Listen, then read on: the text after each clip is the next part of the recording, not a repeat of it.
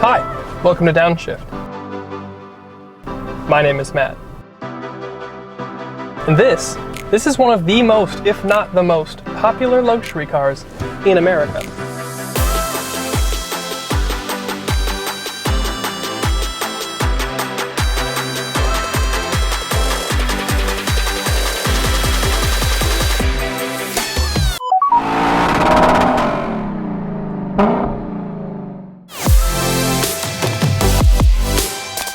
This is the new Lexus RX, and it's not only the most important and popular thing in Lexus's lineup, but it's a benchmark to the luxury crossover segment as a whole.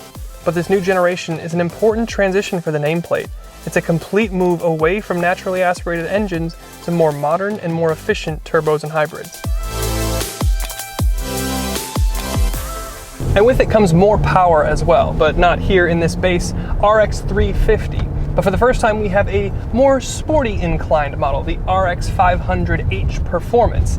That big power RX500 brings 366 horsepower and 406 pound-feet of torque, and it's the most powerful RX we've ever seen. But you know what?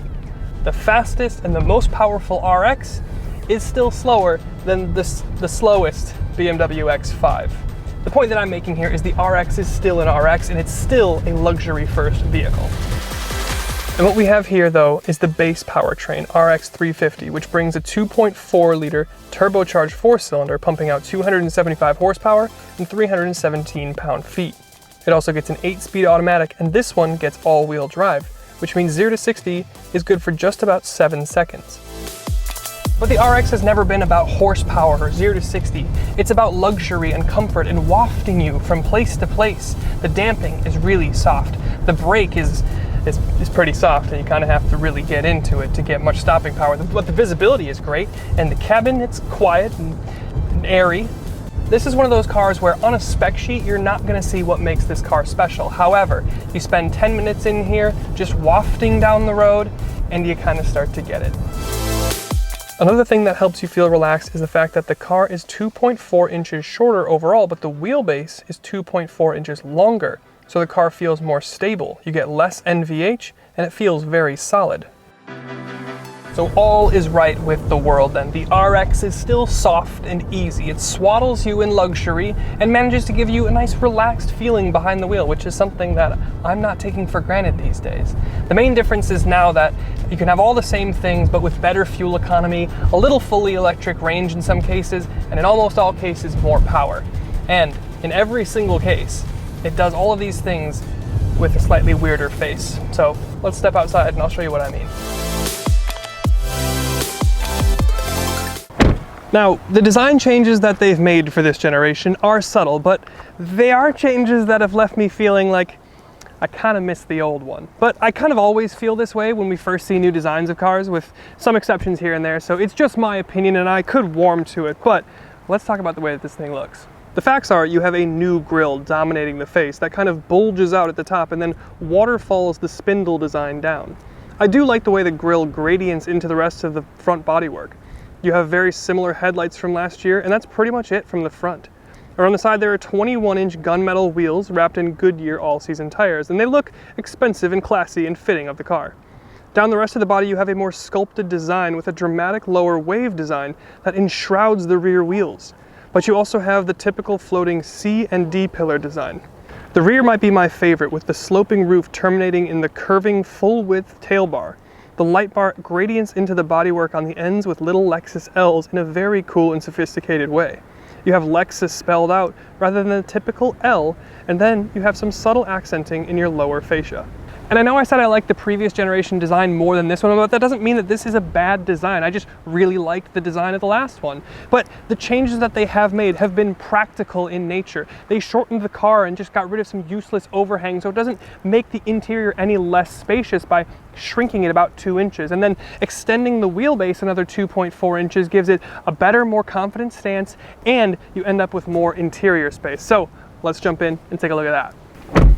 And then the interior here is where Lexus typically shines, and that's kind of the point here with this RX. We mentioned that the car overall is a bit shorter, but it doesn't result in any less interior space. And we talked about the wheelbase being longer, which gives you a little bit more legroom in the rear seat. So overall, it's just better packaged than it was last year. And then there's the packaging itself. I've always been a fan of the materials and build of Lexus's, and here's no different. It's solid and it feels expensive in here. And then you get to the unique fabric materials on your seats, your door card, and even your speaker covers, which I haven't seen before, so that's really cool. The front passengers have plenty of space. There's loads of storage, and one of the cup holders even has a height adjustment. The door handles on the outside and inside are operated by electronic releases, which feel solid and satisfying to use. And you get luxuries like heated and cooled seats, heated steering wheel, and those items have an auto setting, just like you'd see from your typical climate controls. Full transparency, the climate concierge or whatever they're calling it, in the auto setting runs a bit warm for my liking, but you can adjust it to whatever suits you. But speaking of the climate controls, they're screen operated, as many are now, but they are a bit too slow to respond, so I find myself quickly scrolling past the number that I want, and then having to watch closely, take my eyes off the road to get it completely dialed in to the temperature that I really want to set. And then we might as well talk about the tech. You have a great head-up display, and the touch-sensitive buttons on the steering wheel are just that. So if you rest your fingers on them, it shows up in the heads-up display what you're doing, which is a genuine innovation and has an improved safety benefit. You have a reasonable digital gauge cluster, though. It doesn't really change, so I'm not really sure I see the point, but it kind of has to have a digital gauge cluster at this point in the game. And then you have the upgraded 14-inch infotainment screen with wireless CarPlay. The graphics are sharp, pretty nice. And then there's the 360 camera, and you get the typical Toyota Lexus egg, spinny thing, and then the normal 360 cameras are familiar Toyota with resolution rearward that I don't think fits a luxury product, but the front cameras are actually pretty good. Your driver assist suite is pretty solid, not industry leading, but good enough to be helpful. But that leads me to the most irritating thing about this car. Behind the steering wheel, on your steering column, is a driver monitor, the eyeball watcher. But if you ever drive with your hand at the top of the wheel, whenever you turn the car, it's going to ding at you, even if the driver monitor is turned off. Maybe it's a user error thing, but I tried like 4 times to get it to stop, and no luck. But the rest of the cabin is really nice. You have an LC style shifter, which I love. You have a clean design, and you have an off-road mode for some reason. You don't have an eco or a sport mode, but you get an off-road mode. Weird. You do have a nice panel roof though, you have spacious rear seats, and you have heated and cooled rear seats.